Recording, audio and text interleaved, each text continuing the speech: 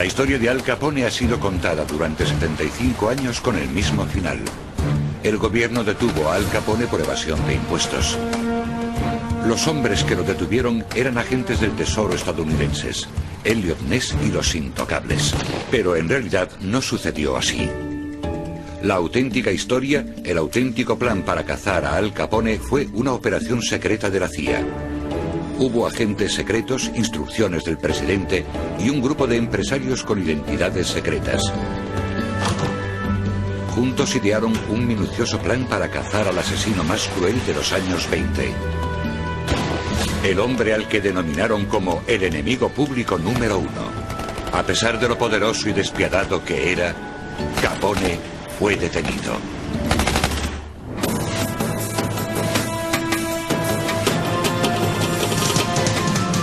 Investigando la historia. A la caza de Al Capone. En pie, por favor. La vista del juicio contra el señor Al Capone. Al Capone estaba sentado en la sala dando golpecitos en la mesa de la defensa con las yemas de los dedos. Era octubre de 1931. A sus 32 años ya era uno de los criminales más fríos y calculadores de todos los tiempos. Era responsable de 300 asesinatos y parecía estar detrás de todos los negocios ilegales de Chicago. Pero estaba en la sala por evasión de impuestos. Había costado 3 años tenerle ahí. 3 años de amenazas de muerte, trabajo secreto y planificación. Durante los últimos 70 años, los responsables de esta operación habían permanecido en el anonimato. Así era como querían que fuese. Todo empezó aquí, en Chicago, en 1924. En una ciudad que parecía dispuesta a vivir con esto, a cambio del lujo de tomar una copa. La prohibición llevaba 9 años en vigor. La prohibición federal de la venta y consumo de alcohol había dividido a amigos y conocidos, e incluso a ciudades enteras, en 2 bandos, mojado y seco. La gente que vivía en las afueras de la ciudad de Chicago eran los secos. Mientras que Chicago era una de las más mojadas de las mojadas. En la cima del imperio de venta ilegal de alcohol de Chicago estaba Al Capone. Era joven, tan solo tenía 24 años cuando empezó, pero era muy listo. Tenía una habilidad especial para los negocios ilegales. Era la personificación del crimen organizado. Antes de cumplir los 30 ya ganaba más de 25 millones de dólares, que equivaldrían a unos 75 de hoy en día. Y cuando le fallaba su sentido empresarial, tenía una manera infalible de asegurarse el éxito. Acababa con la competencia. Su banda estaba en los titulares de los periódicos continuamente. Bajo su mandato, Chicago se había convertido en una ciudad aterrorizada por la violencia de las guerras de venta ilegal de alcohol. La policía, los jueces, incluso el alcalde de la ciudad, habían sido comprados por Capone. Muy pocos crímenes eran investigados, y aquellos que lo eran muchas veces acababan sin condena. Pero un día, en 1929, Capone cometió un error. Eran las 10:30 de la mañana del 14 de febrero cuando los hombres de Capone entraron en un almacén al norte de Chicago. Dentro había 6 hombres de la banda de Bugs Moran y también un optometrista que solía salir con ellos. Supuestamente Moran también tenía que haber estado allí, pero llegó tarde. Habían sido engañados con una falsa llamada telefónica, prometiéndoles un camión lleno de whisky robado a bajo coste. Capone había organizado lo que pasaría después. Tal y como lo veía él, el negocio de la venta ilegal de alcohol de Chicago era suyo. Nadie se metía en medio. Mientras Capone estaba a salvo en su casa de Miami, otros llevaron a cabo su plan. Primero, 2 de sus hombres, disfrazados de policías, entraron en el almacén y pusieron contra la pared a toda la banda de Moran. Los hombres les hicieron preguntas, se quejaron un poco, pero no se resistieron. Sabían el protocolo de lo que aparentemente parecía una redada rutinaria. Una vez estaban contra la pared, llegaron otros 2 hombres de Capone.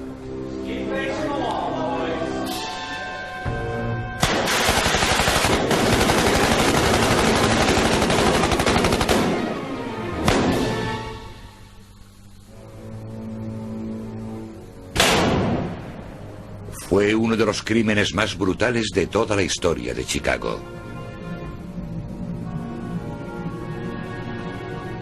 Las fotos de la matanza del día de San Valentín circularon por todas partes, hasta acapararon los titulares de periódicos internacionales. Cuando pasa algo tan fuerte como esto, hace que la gente se dé cuenta de las cosas. No se trataba del típico tiroteo entre bandas que puede pasar tanto aquí como en cualquier otro sitio. Hizo falta el asesinato de 7 hombres en Chicago para que se produjese una gran protesta o una protesta pública. Después de la masacre, un grupo de empresarios de Chicago hicieron una visita al nuevo presidente Herbert Hoover. La reputación de la ciudad había sido arruinada. Sus empresarios estaban en peligro, estaban hartos de Al Capone. Dennis Hoffman es profesor de criminología de la Universidad de Nebraska. En su libro Al cara cortada y las cruzadas contra el crimen, descubre lo que esos empresarios de Chicago estaban dispuestos a hacer para librarse de Capone, y el importante papel que jugaron en su detención, algo que la mayoría de las veces ha sido omitido. Hoy nos resulta raro pensar en agencias privadas librando una batalla contra el crimen. Pero en el Chicago de los años 20, los empresarios pensaban que si había un problema importante, no debería dejarse en manos de los políticos. Así que los propios empresarios formaban agencias privadas para solucionar estos problemas. Y de hecho, eso fue lo que pasó en el caso de Al Capone. Destacaban sobre todo 6 nombres: Frank Loesch, de la Asociación del Colegio de Abogados de Chicago; Samuel Insull, dueño de la empresa Commonwealth Edison; Julius Rosenwald, presidente de Sears Roebuck; Robert Isham Randolph, presidente de la Cámara de Comercio; Edward Gore, uno de los fundadores de la Comisión contra el Crimen de Chicago; y George Paddock, agente de bolsa. Antes de la masacre eran empresarios. Ahora estaban a punto de convertirse en miembros de un grupo parapolicial. Más adelante un artículo periodístico los bautizará como los 6 misteriosos. La mayoría de los 6 misteriosos eran acérrimos republicanos, así que obviamente simpatizaban con el presidente Hoover. Armados con las fortunas que habían amasado y sus contactos políticos, los 6 hombres tenían reuniones clandestinas. Con valentía y prudencia, al estar en juego la seguridad de sus familias, continuaron reuniéndose en secreto. Por el momento, Capone tenía otras preocupaciones. Había oído que 2 amigos, John Scalise y Albert Anselme, planeaban matarlo para tomar el control del imperio de venta ilegal de alcohol. Capone celebró una cena para demostrar a los miembros de su banda lo que les hacía a los traidores. Se rió y bebió con los 2 hombres, y entonces, después de cenar, cogió un bate y se puso a dar vueltas en torno a la mesa.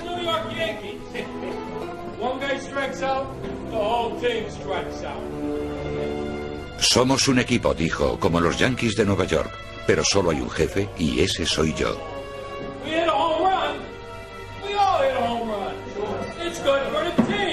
Cuando llegó junto a los 2 hombres, levantó el bate y los golpeó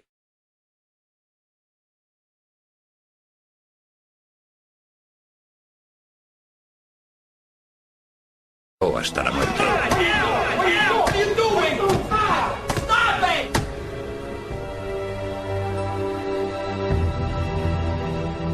Era un comunicador eficaz.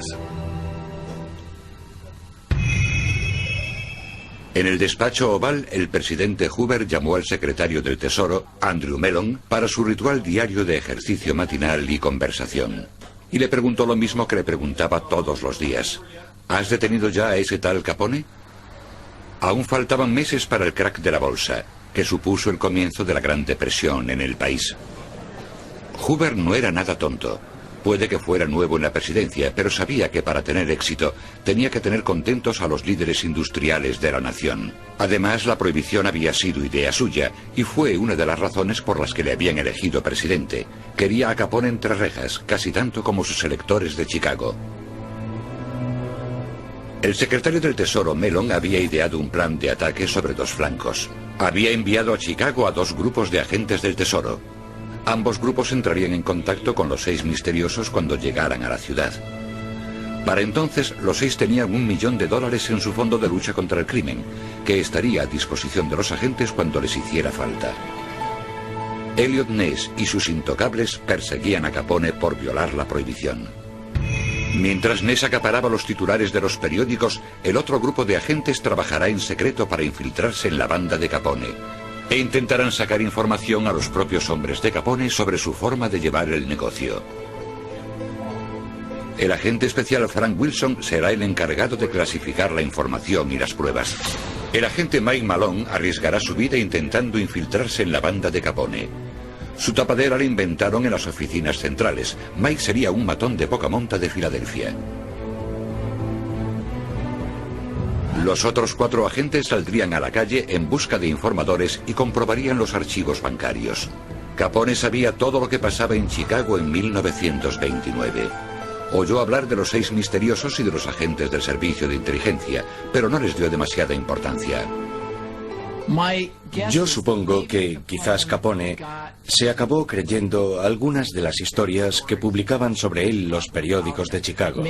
Quizás creyera que era omnipotente o que los federales no podían tocarle o que estaba por encima de la ley. Le molestaba que los intocables hicieran redadas en sus destilerías, pero esos agentes nunca podrían presentar cargos contra él. Él se había asegurado de eso.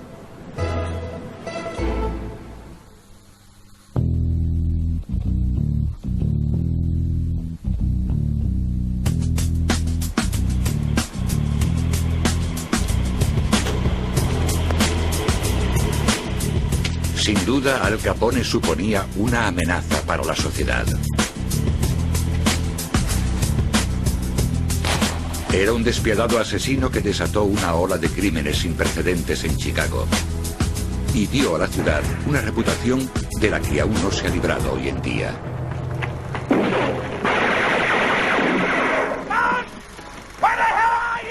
Pero esto no explica por qué las películas y los programas de televisión continúan fantaseando con su imagen, o por qué hay gente que aún cree que es un héroe popular.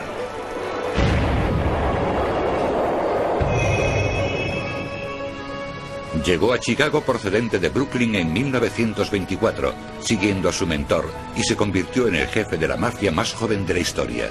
Ya tenía una cicatriz en su mejilla izquierda procedente de una pelea a navajazos que le daría el mote de cara cortada para el resto de su vida. A medida que iba ascendiendo en los escalafones criminales, se dio cuenta de que tenía una habilidad especial para los negocios. Parecía estar hecho de la misma pasta que otros presidentes de empresas, excepto por una cosa: su forma de despedir a los traidores o de tratar a la competencia provenía de la parte más oscura de su alma, una que solo conocen los asesinos. La lealtad a Capone era el único seguro de vida que tenía su gente. Los que se arriesgaban a ser sus enemigos no tenían ninguna posibilidad de seguir con vida. Sus crímenes eran fríos y despiadados. En 7 años fue el responsable de más de 300 asesinatos de Lampa. Pero Capone no se veía a sí mismo como un criminal. Creía que era lo bastante listo y carismático como para ser popular. La gente lo trataba como a un famoso. No se comportaba como un asesino. Si no hubiera sido por la matanza del día de San Valentín, las cosas en Chicago habrían seguido así durante mucho tiempo.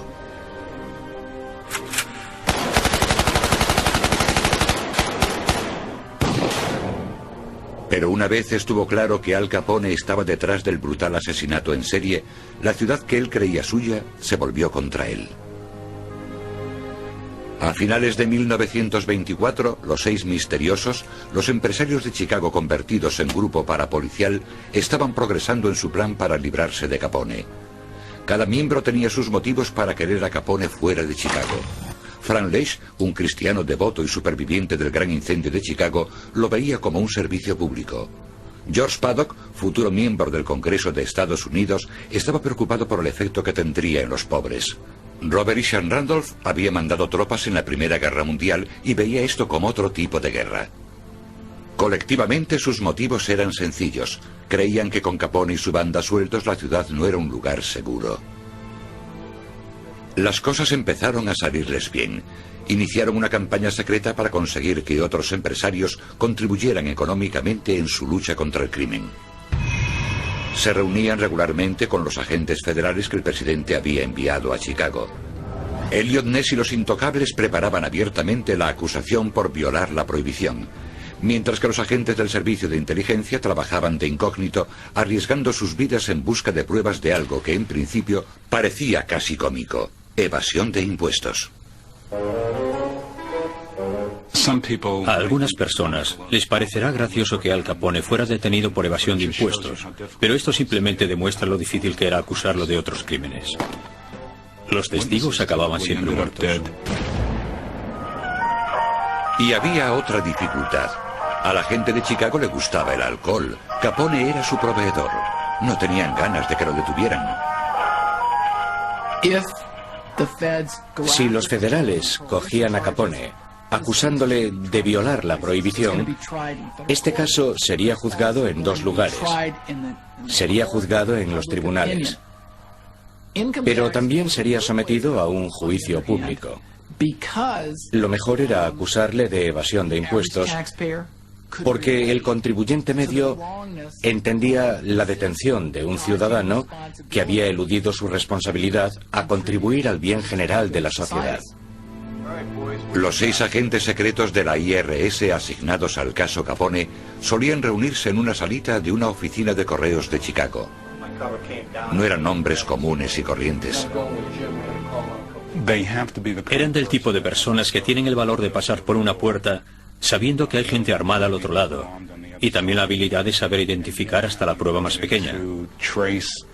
No todo el mundo puede buscar en libros e informes, y no todo el mundo tiene el valor de pasar por una puerta. Para ser realmente efectivos, los agentes del Departamento de Investigación Criminal tienen que ser capaces de saber hacer estas dos cosas. Los agentes recorrieron las calles. Poco a poco se iban abriendo camino hacia Capone. Uno de los agentes encontró a una prostituta que trabajaba en uno de los burdeles de Capone, que accedió a ser su informadora. Frank Wilson, el jefe de la investigación, tenía a otro, el dueño de un circuito de carreras con Capone. Se llamaba Eddie O'Hare. Arriesgando su vida, O'Hare jugó en ambos bandos. Eddie O'Hare había estado trabajando en Chicago con la mafia de Capone durante años, y entonces colaboró por motivos personales. Yo creo que en parte porque quería lavar su imagen, y en parte porque quería que su hijo fuera a la Academia Naval de Annapolis, y obviamente sabía que no dejarían entrar allí al hijo de un socio del crimen organizado. Así que contactó con el IRS y empezó a cooperar con ellos como informador confidencial para el caso de evasión de impuestos, proporcionándoles información de distinto tipo, y gran parte de ella fue crucial para la investigación. El agente Mike Malone eligió el trabajo más arriesgado de todos, porque si lo pillaban sería asesinado. Se alojó en el Hotel Lexington, la oficina central de Capone, y con el dinero de los 6 misteriosos empezó a hacerse amigo de la banda. Una noche la banda invitó a Malone a una de las fiestas de Al. Malone estaba preocupado. Había oído lo que Capone le había hecho a los traidores en una de sus fiestas. Y se había descubierto quién era Malone. Decidió esconder una pistola en su cinturón por si acaso.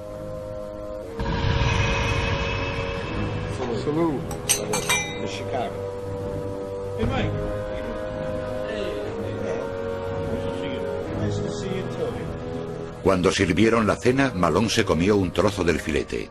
Nunca había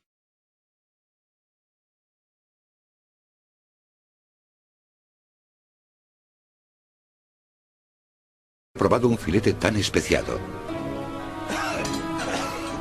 Y se atragantó. Y entonces su pistola se cayó de la funda que tenía en el cinturón, pero afortunadamente nadie lo vio. La pistola acabó sobre sus piernas y pudo volver a colocarla en su sitio antes de que nadie viese que la tenía.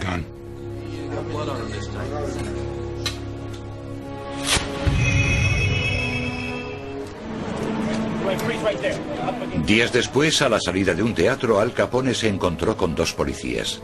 Tenía un montón de problemas. La mafia de Nueva York no estaba nada contenta con él. Por su afán de protagonismo había atraído toda la atención hacia las mafias. Los crímenes se le habían ido de las manos. Estaba avisado. Afectado por todo esto, Capone organizó su propio arresto por posesión ilícita de armas y fue encerrado. En marzo de 1930, mientras estaba en la cárcel, los agentes de inteligencia del IRS hicieron su primera incursión en el imperio Capone. La mano derecha de Capone, Frank Nitti, fue declarado culpable de evasión de impuestos y condenado a 1 año y medio de cárcel. Un mes después hubo otra detención. Uno de los socios de Capone, Jay Guzik, fue condenado a 5 años de cárcel por evasión de impuestos. Un mes después le tocó el turno al hermano de Al, Ralph. Fue condenado a 3 años de cárcel. Los cimientos de la organización estaban empezando a tambalearse, pero el jefe iba a ser más difícil de derrocar. Tenía una manera infalible de protegerse. Su verdadero nombre nunca era utilizado en pagos y libros de contabilidad. No tenía una cuenta en el banco, no había nada que le pudiera relacionar con un ingreso. En público, Capone se mostraba seguro de sí mismo. Yo creo que tenía que haber estado ciego si no vio lo que estaban haciendo. Estaban atacando ese frente y estaban consiguiendo condenarles. Esto no era algo pasajero. No iba a pasar lo de siempre, que cuando fuese juzgado, el jurado le apoyase y le declarasen inocente. Aparentemente seguro de sí mismo, Capone tenía que estar sintiendo la presión. Había subestimado a los agentes del IRS. Ahora sus hombres de más confianza y su hermano ya no estaban con él. Cada vez se estaban acercando más.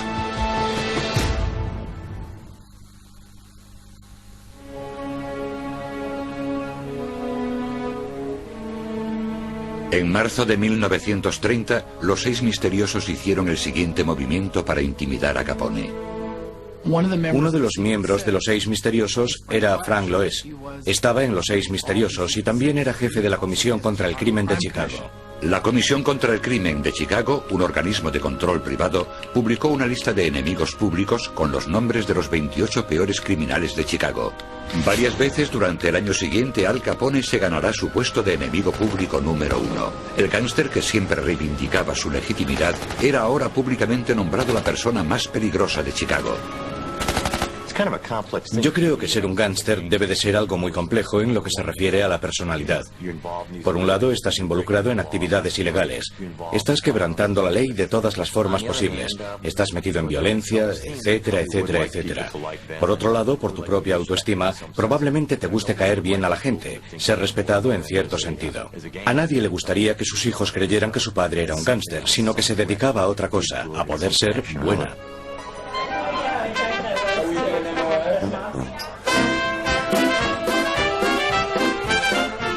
Los 6 misteriosos estaban haciéndose famosos por su lucha contra el crimen. Abrieron un bar clandestino donde se reunían delincuentes de poca monta y les daban pistas. Contrataron a sus propios investigadores y continuaron financiando el trabajo de los intocables y los agentes del IRS. Su fama se estaba extendiendo por todo el país. Grupos de empresarios de otras ciudades estaban formando sus propias organizaciones de lucha contra el crimen, siguiendo el modelo de los 6. Todo el mundo quería saber quiénes eran los 6 misteriosos. Capone leía sobre esto en los periódicos y estaba empezando a ponerse nervioso. Convocó una reunión con el jefe de los 6 misteriosos, Robert Isham Randolph. En sus memorias, Randolph escribió que Capone le había propuesto un trato. Si los 6 misteriosos lo dejaban en paz, limpiaría Chicago completamente. Randolph se negó. Eran malos tiempos para Capone.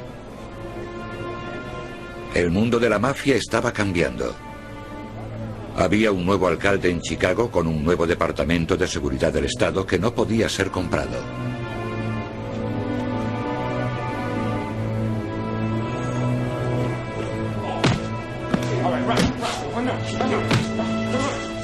Su modo violento de hacer negocios estaba empezando a quedarse obsoleto incluso entre los gángsters.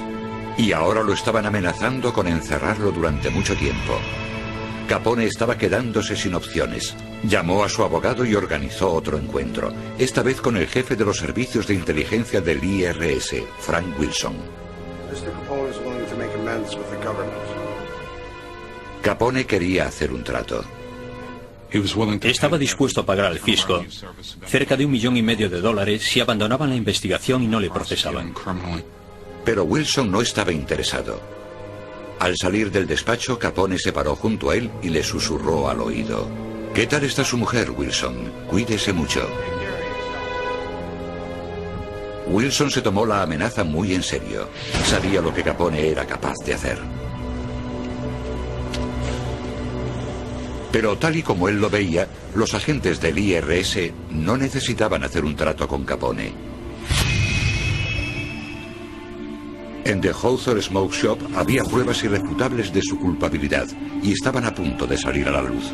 Mike Malone fue el primero que oyó hablar de ellas, una noche que estaba tomando copas con uno de los hombres de Capone. «Esos agentes no son tan listos», dijo el gángster. Le habló a Malone de un libro de contabilidad que la policía había confiscado en una redada en una casa de apuestas ilegal de Capone llamada The Hawthorne Smoke Shop. Estaban ahí, justo delante de sus narices tenían todas las pruebas que necesitaban para cazar a Capone. Frank Wilson será quien encuentre esas pruebas. Estaba terminando un día de 18 horas de trabajo, revisando los libros de contabilidad de las redadas de la policía, esperando encontrar uno en el que apareciese el nombre de Capone. Había decidido dejarlo por ese día, pero entonces encontró algo que no había visto antes. Era el libro de contabilidad de un estanco, de Hawthorne Smoke Shop, que servía de tapadera para una casa de apuestas. En una de las páginas encontró el nombre Al, y a su lado una cantidad, $17.500. El libro de contabilidad de Hawthorne fue crucial en el caso porque contenía pruebas directas de que Al Capone estaba recibiendo dinero. Los miembros del jurado lo entienden mejor si ven las hojas y alguien les explica que pone que se ha realizado el pago de una cantidad y que esa persona ha recibido la cantidad, pero que no consta en ninguna declaración fiscal. Ahora Wilson tenía que relacionar a Capone con el Al del libro de contabilidad. Tenía un par de ideas. Había mandado a agentes del servicio de inteligencia a buscar muestras de la escritura de más de 1000 gángsters de Chicago en informes policiales y registros electorales. Entonces comparó las muestras con la letra del libro de contabilidad y encontró una coincidencia. El nombre del cajero era Leslie Shanway. Llamó a su informador Eddie O'Hare para ver si O'Hare sabía dónde estaba Shanway. Eddie, do you know Leslie Shanway? Si podían encontrar al cajero, tendrían a Capone. Localizaron a Shanway en un canódromo en Florida y encontraron a otro cajero de Capone, Fred Rice. Ahora tenían a 2 personas que podrían testificar contra Capone. Pero había una dificultad. No había ningún programa federal de protección de testigos. ¿Cómo podrían mantenerlos con vida?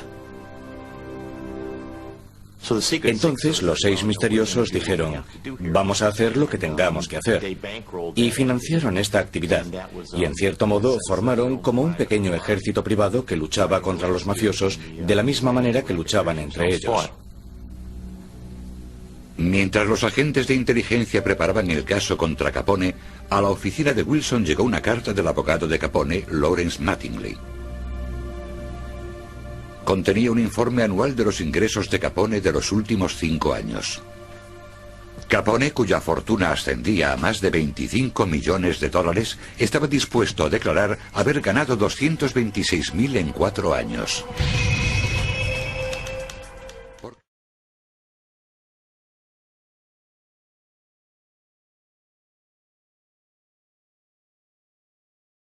El propio abogado de Capone mandaría a los investigadores pruebas incriminatorias contra su cliente. El propósito de esa carta era que Mattingly y Capone aclarasen sus deudas fiscales fuera de los tribunales. Estaban intentando llegar a un acuerdo amistoso. Y bueno, hoy en día muchos contribuyentes llegan a acuerdos con el IRS. La División de Inteligencia y la División de Investigación Criminal no aceptaron el dinero a cambio del procesamiento. Porque si no, todo el mundo que cometiese el delito de evasión de impuestos podría simplemente decir, vale, pagaré ahora lo que se supone que tenía que haber pagado desde el principio. El caso contra Al Capone se estaba haciendo cada vez mayor. Desesperado, su abogado hizo otra llamada. Esta vez al fiscal. Capone estaba dispuesto a hacer un trato. De hecho, llegaron a un trato. Y el trato era que Capone se declararía culpable e iría 2 años y medio a la cárcel. Por tanto, la condena sería mucho más leve. La negociación de la sentencia era una forma de demostrar a la gente que Al Capone no era invencible y que iba a ir a la cárcel. Solo había un problema. La gente que había ideado el plan para cazar a Capone 3 años antes, el gobierno, los 6 misteriosos y los agentes, habían arriesgado mucho para atraparlo. ¿Realmente iban a dejar que se librase de esta cumpliendo una condena de 2 años y medio a 5 años? Cuando el abogado de Capone se presentó frente al juez para la resolución de la negociación de la sentencia, el juez hizo algo inusual. El juez James Wilkerson echó un vistazo al acuerdo y lo rechazó. Rechazó la negociación de la sentencia. Y cuando estaban en la sala, Wilkerson le dijo a Capone: no puedes comprar al Tribunal Federal. La carta al IRS no había funcionado. La negociación de la sentencia tampoco. Capone estaba en peligro. Y yo creo que en ese momento Capone se dio cuenta de que las cosas habían cambiado. Y ahora sabía que si lo condenaban tendría que enfrentarse a bastantes años de cárcel en vez de creer que lo condenarían a 3 años. Y que con buena conducta saldría en solo 1 año o algo así. Y que pronto podría volver a Chicago. Unos días después, Frank Wilson recibió una llamada de Mike Malone. Había oído hablar a los hombres de Capone. Capone había ordenado que matasen a Wilson. La reacción de Wilson fue sorprendente. Dictó una orden de arresto contra Capone y salió en busca de los hombres a los que Capone había ordenado matarle. Cuando Capone se enteró de lo de la orden de arresto, canceló el asesinato. Ya estaba metido en bastantes líos. El 5 de junio de 1931, Al Capone fue acusado de 2 cosas: evasión de impuestos y violación de la prohibición. 3 meses después abrió un comedor de beneficencia para la gente de Chicago, la mayoría sin trabajo debido a la Gran Depresión. Casualmente, esto fue justo antes de su juicio por evasión de impuestos, y lo cerró poco después de terminar el juicio. Así que parece que no hay nada mejor que una treta publicitaria para conseguir un poco de publicidad positiva en todos los periódicos, y así poner a la gente de parte de Capone justo antes de que comience el juicio del caso y se empiece a deliberar. Capone pasó el verano previo al juicio en su casa de Lansing, Michigan. Antes de irse ordenó a su banda que hicieran un trabajo. Tenía otro as más bajo la manga. Si funcionaba, no habría forma de que le declarasen culpable.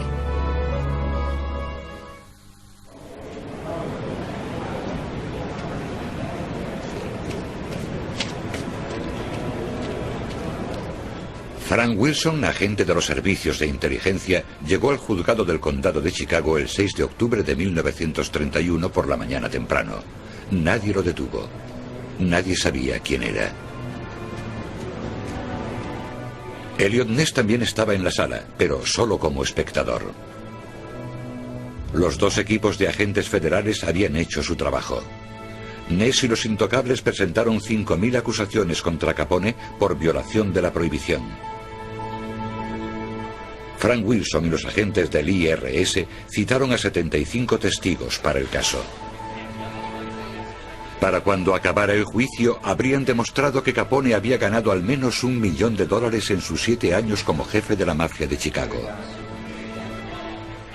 Después de sopesar ambos casos, el juez decidió que el de evasión de impuestos era el más contundente. Este sería un día glorioso para Wilson, los agentes del IRS y los 6 misteriosos. En el caso de que fuera declarado culpable de evasión de impuestos, Capone se enfrentaría a hasta 34 años de cárcel y una multa de $90.000. Irónicamente, en la calle, la banda de Capone estaba luchando la que será su última batalla en torno a la venta ilegal de alcohol en Chicago. Cuando esta haya acabado, Capone será el único caudillo en pie. Los periódicos publicaron que Capone parecía seguro de sí mismo cuando entró en la sala. Frank Wilson, sentado en la mesa de la defensa, sabía por qué.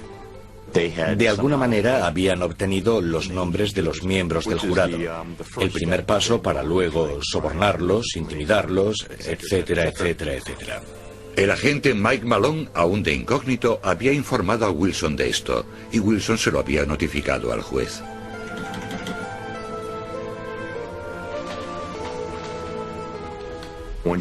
Cuando el juez Wilkerson se enteró de esto, decidió cambiar las listas del jurado.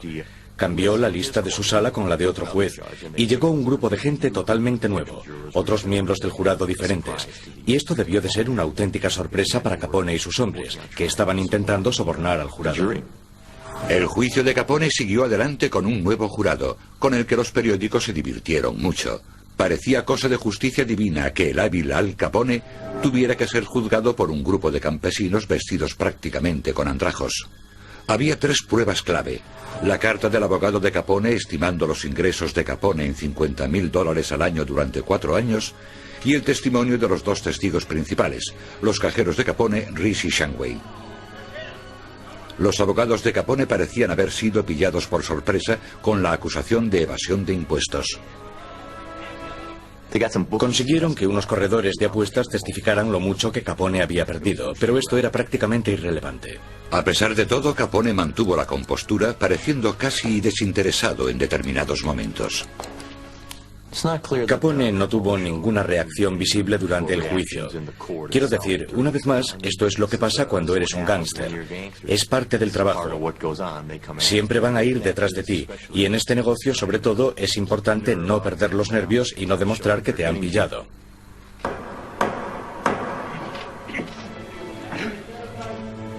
El resultado del juicio está grabado en la historia. Al Capone fue declarado culpable de evasión de impuestos durante los años 1925, 26 y 27 y de no haber presentado las declaraciones de la renta del 28 y 29. Fue condenado a 11 años de cárcel y una multa de $80.000. Fue la condena por evasión de impuestos más severa jamás imputada.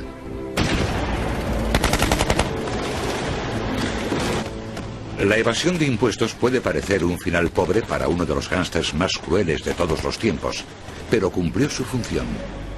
O quizás no. El profesor de la Universidad de Nebraska, Dennis Hoffman, posee información secreta que, según él, da un nuevo giro al caso Capone. El profesor Hoffman cree que aunque el caso de la evasión de impuestos era lo bastante sólido como para condenar a Capone, el gobierno tenía otro as bajo la manga, por si acaso. Puede que el caso contra Capone no fuera sobre la violación de la prohibición, pero, según el profesor Hoffman, la administración local había llenado el jurado con un grupo de hombres que estaban totalmente en contra del alcohol. Formaban parte de un sistema instaurado en Chicago mediante el cual se aseguraban de que los vendedores ilegales de alcohol como Capone fuesen a la cárcel sin importar los cargos que se les imputaran. Puede que a los ojos de los periodistas el jurado de Al Capone pareciese formado por simples campesinos, pero en realidad, para un vendedor ilegal de alcohol como Capone, eran mucho más peligrosos, un grupo de moralistas partidarios de la prohibición. Si eres un gángster importante y vas a ir a juicio, no esperes tener todos los derechos que te garantiza la Constitución. ¿Quién sabía lo del jurado de partidarios de la prohibición en el juicio de Capone y quién no? ¿Acaso lo sabía el juez que rechazó la acusación de violación de la prohibición y aprobó la de evasión de impuestos? ¿El fiscal? ¿Hasta oídos de quién llegó? Estas preguntas todavía no tienen respuesta. El 24 de octubre de 1931, el reinado de Al Capone en Chicago llegó a su fin. El hombre que tuvo a la ciudad a sus pies durante casi una década iba finalmente a ingresar en prisión.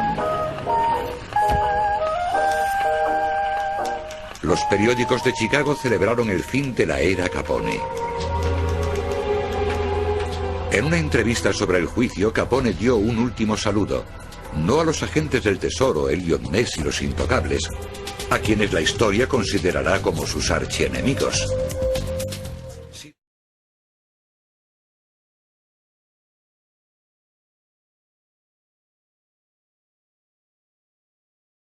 A los empresarios de Chicago a los que él respetaba, los 6 misteriosos. Yo creo que la contribución principal de Eliot Ness y los Intocables fue atentar lo más posible contra la fuente de ingresos principal de Al Capone. No secaron Chicago, no eliminaron totalmente la habilidad de Capone para producir alcohol o ganar dinero, pero dificultaron sus actividades, entorpecieron sus operaciones, pero al final todo eso fue secundario comparado con la acusación por la que le condenaron, la evasión de impuestos.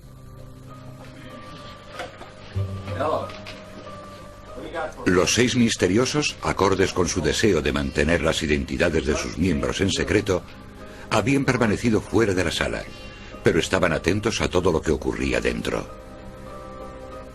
En una entrevista publicada en un periódico después del juicio, Robert Randolph, el líder del grupo, dijo que él creía que la contribución de los 6 misteriosos había sido dejar que los criminales supieran que tenían un nuevo enemigo no político al que enfrentarse. El caso había terminado. El malo estaba entre rejas. ¿Pero le había dado el gobierno a Capone un juicio justo? ¿O había hecho lo que creía que tenía que hacer amparándose en que el fin justifica los medios? En realidad, este juicio era sobre el restablecimiento de la legitimidad del gobierno federal. En esa época, el gobierno federal había fracasado en su intento por resolver el problema de la depresión. La administración de Hoover no estaba solucionando los problemas de la gente sin empleo y también estaba fracasando en su intento porque se cumpliese la prohibición. Por tanto, el juicio de Al Capone le dio a Hoover la oportunidad de restablecer la confianza en el gobierno federal. Incluso hoy, el gobierno centra su atención en determinada gente. Yo creo que es normal que la unidad de inteligencia, para ayudar al presidente de Estados Unidos, centrase su atención en alguien como Al Capone. Es decir, en un asesino. Después de su condena en 1931, Al Capone fue enviado a la cárcel de Atlanta y luego a Alcatraz para cumplir sus 11 años de condena. Un día en 1939 empezó a estar confuso. No podía hablar. Le diagnosticaron neurosífilis, una enfermedad que había contraído de joven. En 1939, incluso el gobierno federal reconoció que ya no constituía una amenaza para nadie. En realidad lo dejaron salir antes porque sabían que ya no iba a volver a Chicago a ponerse al mando de lo que ahora era una banda liderada por Frank Nitti. Nitti se quedó con todo lo que Capone había construido y después de la prohibición consolidó esta organización. Entonces Capone no suponía en absoluto un peligro público. Su mujer y su único hijo, Sonny, lo llevaron a su mansión de Florida, donde murió de un ataque al corazón el 25 de enero de 1947. Tenía 48 años. Tras la condena de Capone, muchos norteamericanos contactaron con el IRS, ansiosos por pagar los impuestos que debía su delincuente. La cantidad recaudada fue superior al $1.000.000. En 1968, la ley del Sistema Federal para la Selección del Jurado estipuló que los miembros del jurado serían elegidos de listas de censo electoral para evitar sistemas como el de los miembros del jurado partidarios de la prohibición. La gente del crimen organizado aprendió mucho del juicio de Capone. Las lecciones que ellos aprendieron de todo esto fueron tratar de pasar desapercibidos, permanecer en la clandestinidad y no contarle a todo el mundo que eres un criminal y te dedicas a trapichear. Para los 6 misteriosos, lo que parecía algo muy claro empezaba a no serlo tanto. Los 6 misteriosos fueron pillados pinchando los teléfonos de Swanson, el abogado del Estado. Al final, cuando estas acusaciones fueron presentadas ante un gran jurado, no pasó nada. Sus días de grupo parapolicial habían terminado. El informador de Wilson, Eddie O'Hare, se convirtió en un respetable empresario. Pero 8 días antes de que Capone saliese de la cárcel, a O'Hare le dispararon. Frank Wilson cumplió la promesa que le había hecho. Se aseguró de que el hijo de O'Hare, Butch O'Hare, entrara en Annapolis. Su hijo se graduó en Annapolis. Se convirtió en aviador naval y de hecho hizo un gran trabajo durante la Segunda Guerra Mundial. Derribó 5 aviones japoneses en una misión y al final murió en el Pacífico. Al cabo de un tiempo, al nuevo aeropuerto de Chicago le pusieron el nombre de O'Hare Field, en honor a Butcher O'Hare, el hijo de Eddie O'Hare. Frank Wilson, de la unidad de inteligencia del IRS, se convirtió en jefe del servicio secreto y fue el encargado del servicio de seguridad frente a ataques nucleares. Cuando el bebé Lindbergh fue secuestrado, Charles Lindbergh le pidió su ayuda. La unidad de inteligencia siguió investigando a otros mafiosos en Nueva York y consiguieron condenar a 250. A medida que pasaban los años, los nombres de aquellos que acabaron con Capone iban desapareciendo de la historia. Sin embargo, la historia de un despiadado pero carismático gángster y su archienemigo, el guapo agente del tesoro, ha ido evolucionando. Yo creo que nos hace gracia. Nunca nos tomamos como algo personal que Elliot Ness se llevase todo el mérito. En realidad nunca lo hicimos. La idea de que debajo de los elegantes trajes de un grupo de ricos empresarios y un puñado de agentes del IRS podría haber una especie de superhéroes simplemente no era una historia lo bastante buena.